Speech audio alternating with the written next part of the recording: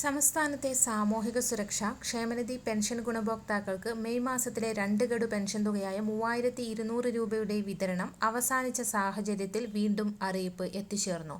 55 ലക്ഷത്തോളം വരുന്ന സാമൂഹിക സുരക്ഷാ പെൻഷൻ ഗുണഭോക്താക്കളിൽ നിന്നു മാത്രം ഇന്ദിരാഗാന്ധി ദേശീയ വാർദ്ധക്യകാല പെൻഷനുകൾ, വിധവാ പെൻഷനുകൾ, ഭിന്നശേഷി പെൻഷനുകൾ, കർഷക തൊഴിലാളി പെൻഷനുകൾ, അവിവാഹിത പെൻഷനുകൾ കൈപ്പറ്റുന്ന ആളുകൾക്ക് തനത് പെൻഷൻ തുകയോടൊപ്പം കുടിശ്ശിക തീർത്ത് വിതരണവും ആരംഭിക്കുന്നു.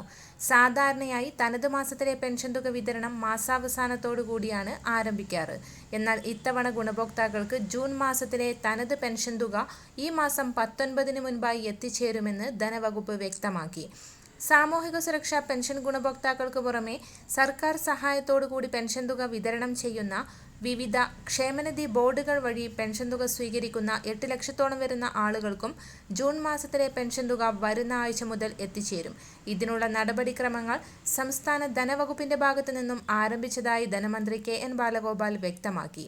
മെയ് മാസത്തിലെ 2 മാസത്തിലെ പെൻഷൻ തുക വിതരണം ചെയ്തപ്പോൾ NSIP പെൻഷൻ ഗുണഭോക്താക്കൾക്ക് 200 മുതൽ 1000 രൂപ വരെയുള്ള കേന്ദ്ര വിഹിതത്തിൽ കുറവ് വന്നിട്ടുണ്ട്. ഇത്തരത്തിലുള്ള ഗുണഭോക്താക്കൾക്ക് കേന്ദ്ര സഹായം ആധാർ അധിഷ്ഠിത ബാങ്ക് അക്കൗണ്ടുകളിലേക്ക് ഇന്നു മുതൽ എത്തിച്ചേരും. കേന്ദ്രവിഹിതം അക്കൗണ്ടുകളിൽ സ്വീകരിക്കുന്ന ഗുണഭോക്താക്കൾക്ക് പുറമെ കൈകളിൽ സ്വീകരിക്കുന്നവർ പെൻഷൻ അനുവദിക്കപ്പെട്ട തദ്ദേശ സ്ഥാപനങ്ങളുമായി ബന്ധപ്പെട്ട് അക്കൗണ്ട് അധിഷ്ഠിത വിവരങ്ങൾ അറിയിക്കണമെന്നും നിലവിൽ അക്കൗണ്ടുള്ള ഗുണഭോക്താക്കൾ അത് ആധാർ അധിഷ്ഠിതമാക്കണമെന്നും നേരത്തെ തന്നെ കേന്ദ്രത്തിന്റെ ഭാഗത്തു നിന്നും നിർദ്ദേശം വന്നിരുന്നു.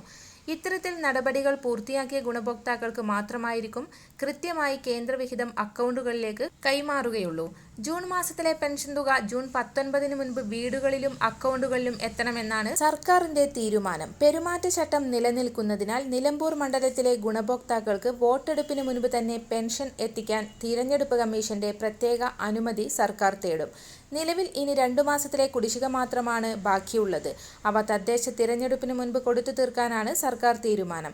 കുടിശ്ശിക ഉൾപ്പെടെയുള്ള പെൻഷൻ ആനുകൂല്യങ്ങൾ മുടങ്ങാതെ ലഭിക്കുന്നതിനായി ഗുണഭോക്താക്കൾ ഈ മാസം 25 മുതൽ ഓഗസ്റ്റ് 24 വരെയുള്ള കാലയളവിനുള്ളിൽ മസ്റ്ററിംഗ് പൂർത്തിയാക്കേണ്ടതാണ്. വരും ദിവസങ്ങളിലെ വാർത്തകൾക്കായി ഈ ചാനൽ സബ്സ്ക്രൈബ് ചെയ്യുക.